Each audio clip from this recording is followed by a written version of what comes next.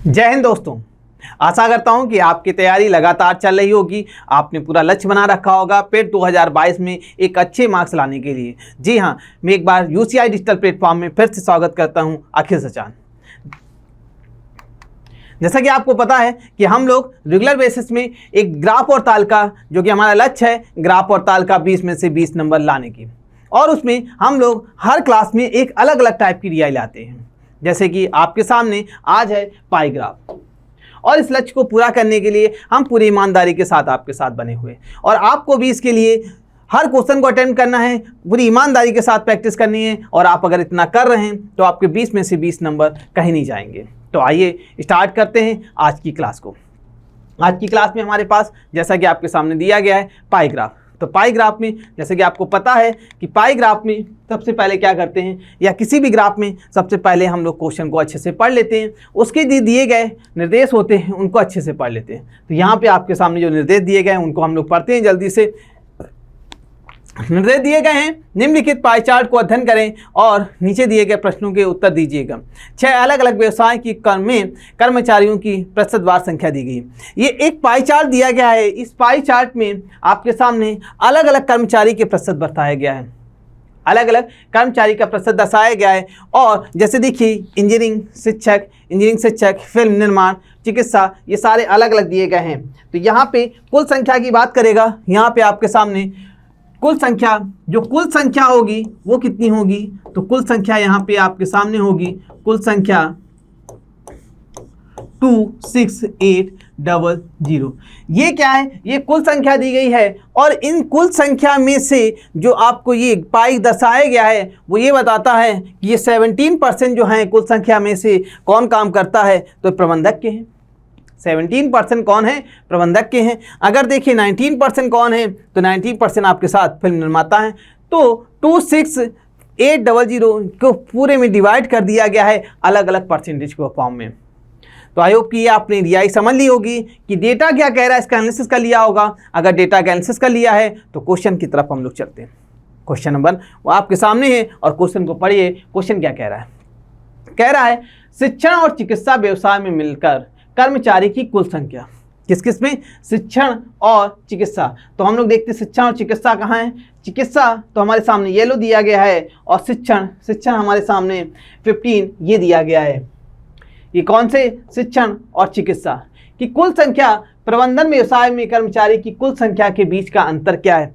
तो प्रबंधन व्यवसाय कहाँ है, प्रबंधक ये है, तो प्रबंधन की संख्या ये, इनके बीच में जो जनसंख्या है उनका अंतर क्या है।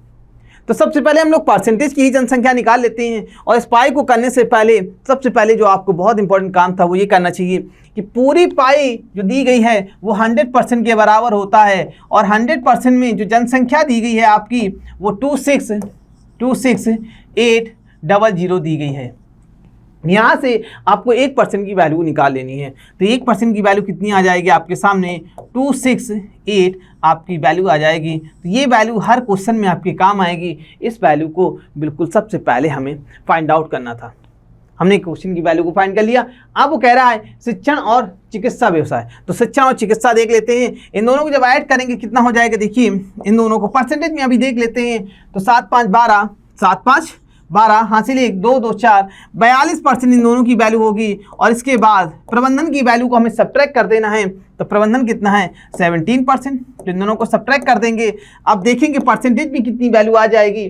परसेंटेज में वैल्यू निकालेंगे तो 7 5 12 बचेगा 3, तो आ जाएगा 25% जो वैल्यू होगी इन दोनों की अंतर होगी। लेकिन उसने 25% की वैल्यू आपसे नहीं पूछी, उसने पूछी है कि कुल संख्या कितनी है। तो आपके सामने एक वैल्यू दी गई थी 1% इक्वल टू आपकी वैल्यू दी गई थी 268। तो आपकी 25% की वैल्यू आप कैसे निकालेंगे, इसमें मल्टीप्लाई कर देंगे। 268 मल्टीप्लाई 25%, 25, क्योंकि एक से वैल्यू निकाली है तो 25। जब आप इसे कैलकुलेट कर देंगे तो आपके सामने वैल्यू फाइंड होके आ जाएगी। आपके सामने जो वैल्यू आएगी वो 6, आपके सामने जब मल्टीप्लाई करोगे 6700 आपके मल्टीप्लाई होके वैल्यू आ जाएगी। और option number C is the right answer. I hope कि क्वेश्चन समझ में आया होगा। क्वेश्चन बहुत ईजी था, बस थोड़ा सा आपको माइंड लगाना था कि अगर आपने थोड़ा सा ध्यान से क्वेश्चन को पढ़ लिया तो क्वेश्चन आपका बहुत ही आसानी से हो जाएगा। हमने क्या किया, दोनों का डिफरेंस निकाला, दोनों का डिफरेंस हमारे पास 25% आ गया। 1% की वैल्यू आपके सामने दी गई थी 268 और 25% की वैल्यू के लिए हमने 25 से उसमें मल्टीप्लाई कर दिया। तो आइए चलते हैं नेक्स्ट क्वेश्चन के साथ। क्वेश्चन नंबर बी आपके सामने दिया गया। क्वेश्चन नंबर 2 को जल्दी से पढ़ डालिएगा और पढ़ के सॉल्व करने की पूरी कोशिश करिएगा। क्वेश्चन नंबर 2 क्या कह रहा है, प्रबंधन व्यवसाय में कर्मचारियों की संख्या में से 3/4 महिलाएं हैं। ध्यान से पढ़िएगा, वो कह रहा है 3/4 महिलाएं हैं और प्रबंधन व्यवसाय में से पुरुष कर्मचारी की संख्या बताइए। अच्छा एक बात बताइए, महिलाएं उसने बोला 3/4, 3/4, तो पुरुष कितने होंगे ये आपको बताना है। पुरुष के लिए क्या करेंगे, 3/4 दिया गया है तो हम सबट्रैक्ट कर देंगे तो 1/4 क्या आ जाएगा, ये पुरुष आएगा या नहीं आएगा। कैसे निकालते हैं, दोनों मिलाकर तो एक पार्ट होगा तो 1 में क्या करेंगे, 1 - 3/4 को सबट्रैक्ट कर देंगे तो 1/4 क्या आ जाएगा, पुरुष आ जाएगा। ये आपको निकालना है। पुरुष और जनसंख्या, पुरुष और महिलाएं दोनों का जो सम होगा वो 1 के बराबर होगा। महिलाएं आपको दी गई थी, या हम ये देखिए कि कुल में से 3 महिलाएं हैं, ये 4 जो होंगे वो कुल होंगी, उनमें से कुल में से 3 महिलाएं हैं तो पुरुष कितने होंगे, 1, तो कुल में से 1, 4 में से 1 जो होंगे वो पुरुष होंगे। अब क्वेश्चन क्या कह रहा है, प्रबंधन व्यवसाय में कर्मचारी की संख्या में पुरुषों कर्मचारी की संख्या कितनी है। तो सबसे पहले प्रबंधन में कुल कर्मचारी कितने हैं इनका पता लगा लेते हैं। तो प्रबंधन के पास चलते हैं, प्रबंधन क्या है, ये है, और 17% क्या है, ये आपके सामने प्रबंध है। उस प्रबंधन में 17% कुल संख्या है और 17% में 1/4 जो है वो किसके हैं, पुरुष के हैं। तो हम लोग देखिए फाइंड करते हैं। तो देखिए 1% की वैल्यू आपको पता थी, 1% आपने स्टार्टिंग निकाला 268, और अगर हम देखिए 17% तो 17% कैसे निकालोगे, 268 का 17 और इस संख्या का 1/4, इस संख्या का 1/4, क्योंकि आपने देखा कि यहाँ पे हमने क्या किया है, क्योंकि हमने निकाल लिया पुरुषों की संख्या 1/4 यहाँ पे दी गई है। आई होप कि आपको ये समझ में आ गया होगा। इसको कैंसिल करेंगे तो 6 चौको 24, 2 बचेगा, 7 चौको 28, इसको कैंसिल करेंगे 6 चौको 24, 2 बचेगा, 7 चौको 28 और 17। देखिए यहाँ पे आप मल्टीप्लाई करेंगे तो आपके सामने वैल्यू आ जाएगी 1139। जैसे ही मल्टीप्लाई करेंगे तो 1139 इज द राइट आंसर आ जाएगा। आई होप कि आपको समझ में आया होगा। सिर्फ क्या किया, हमने महिलाएं दी गई थी, उस महिलाएं से हमने पुरुष निकाल ली, और कुल संख्या में कुल कैसे निकाला, क्योंकि आपके सामने प्रबंधन दिए गए थे, ये प्रबंधन दिए गए थे 17%, तो 17% का 1/4 निकाला तो आपके सामने ये पुरुषों की संख्या आ गई 1139। आइए चलते हैं नेक्स्ट क्वेश्चन के साथ। क्वेश्चन नंबर 3 आपके सामने ही दिया गया, जल्दी से पढ़िएगा और सॉल्व करने की कोशिश करिएगा। क्वेश्चन नंबर 3 क्या कह रहा है, फिल्म निर्माण व्यवसाय से 25% कर्मचारी हड़ताल पर चले गए। जो फिल्म निर्माण व्यवसाय है उसमें 25% कर्मचारी हड़ताल पे चले गए, तो फिल्म निर्माण व्यवसाय में से कितने कर्मचारी ने हड़ताल में भाग नहीं लिया। अब आपको बताना है कि जब 100% कुल होगा, 100% में से 25% लोग चले जाएंगे हड़ताल में, 100% जनसंख्या थी उसमें से 25% चले गए, तो हड़ताल में ना जाने वाली संख्या कितनी आ जाएगी, 75% आ जाएगी। 75%, ये कौन सी संख्या है, जो फिल्म निर्माण वाले लोग हैं उनमें से 75% लोग ऐसे हैं जो हड़ताल पे नहीं गए। तो कह रहा है कि हड़ताल में भाग लेने वाले नहीं, कितने कर्मचारी ऐसे हैं जिन्होंने हड़ताल में भाग नहीं लिया। तो सबसे पहले फिल्म निर्माण में कितने लोग हैं इनको पता लगाते हैं। तो आपके सामने फिल्म निर्माण कौन है, ये है, और देखिए फिल्म निर्माण का कलर कौन सा है। फिल्म निर्माण में आपके सामने 19% है। ये लोग कौन से, फिल्म निर्माण वाले, तो आपको पता है 1% इक्वल टू वैल्यू दी गई है 268, तो 19% की वैल्यू कितनी आ जाएगी, 19% की वैल्यू आ जाएगी आपके सामने 268 मल्टीप्लाई 19, और इस 19 का, इस वैल्यू का 75% जो है वो हड़ताल में भाग नहीं ले रहे हैं। तो इसका 75% जब आप निकालेंगे 75%, तो कैसे निकालेंगे 75%, 268 मल्टीप्लाई 19, 75 की वैल्यू 3/4 लिख सकते हैं आप, 4 लिख सकते हैं, और 4 को इसको कैंसिल कर सकते हैं, 6 चौको 24, और 7 चौको 28 मल्टीप्लाई 19 और इंटू 3। इन सबको जब आप जल्दी से कैलकुलेशन कर डालिएगा, जल्दी से कंप्लीट करिएगा और इसकी वैल्यू बताइएगा कितनी वैल्यू आएगी। आपके सामने जो वैल्यू आएगी वो 3, आपके सामने जल्दी कैलकुलेट करेंगे तो वैल्यू जो आएगी वो 3819 आपके सामने वैल्यू आ जाएगी 3819। Option number B is the right answer आ जाएगा।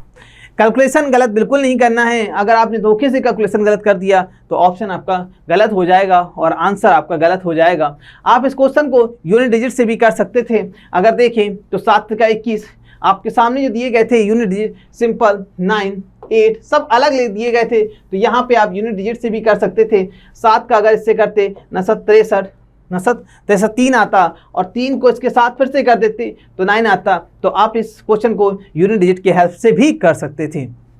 तो आइए चलते हैं नेक्स्ट क्वेश्चन की तरफ। क्वेश्चन नंबर 4 आपके सामने ही दिया गया। क्वेश्चन नंबर 4 क्या कह रहा है? क्वेश्चन नंबर 4 कह रहा है इंजीनियरिंग और उद्योग व्यवसाय में मिलाकर कुल कर्मचारी की संख्या कितनी है। इंजीनियरिंग और उद्योग में कुल कर्मचारी पूछा गया है। तो आइए इंजीनियरिंग वाले को ढूंढ लेते हैं। ये इंजीनियरिंग आपके सामने दिया गया है 9% और उद्योग जो दिया गया है वो 13%। इन दोनों की संख्या का पूछा गया है। 9 और 13 दोनों ऐड करेंगे तो कुल संख्या कितनी आ जाएगी आपके सामने? कुल संख्या 22% आ जाएगी।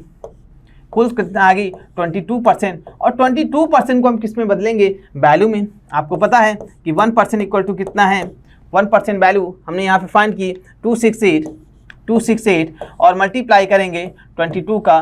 तो देखिए इसको भी अगर आप चाहें तो यूनिट डिजिट के हेल्प से सॉल्व कर सकते हैं और आपके सामने आंसर आ जाएगा। यूनिट डिजिट से जब भी आप इसको ट्राई करेंगे तो 8 दूनी 16 और ऑप्शन हमारे साथ सिर्फ एक ऐसे ही ऑप्शन दिया गया है जिसमें 8 दूनी 16 दिया गया है। तो अगर देखें ऑप्शन के हिसाब से ये ऑप्शन ठीक होगा, लेकिन आंसर भी जो आएगा वो 5896 ही आएगा।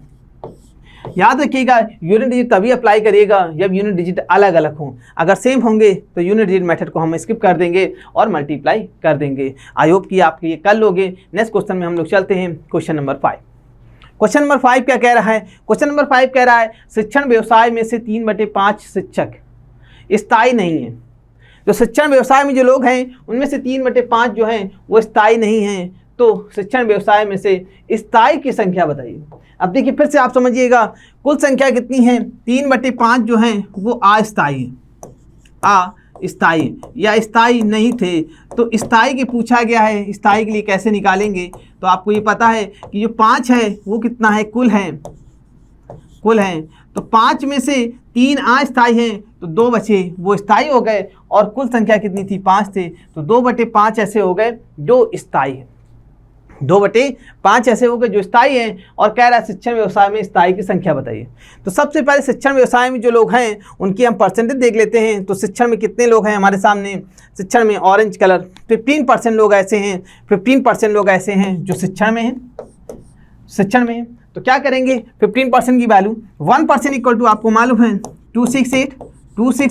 तो 15% की वैल्यू कितनी आ जाएगी? 15% 268 मल्टीप्लाई 15 और इस संख्या का 2/5 5 से कैंसिल कर देंगे तो 5 3 15। तो 268 मल्टीप्लाई 6 करेंगे। देखिए क्या यूनिट डिजिट से पॉसिबल है? तो 8 6 48 यूनिट डिजिट से तो पॉसिबल था, लेकिन दोनों में से 4 आ रहा है, इसलिए आपको इसको कैलकुलेट करना पड़ेगा। जैसे ही आप कैलकुलेट करेंगे तो आपके सामने ऑप्शन आ जाएगा। जैसे ही इसको करेंगे तो 16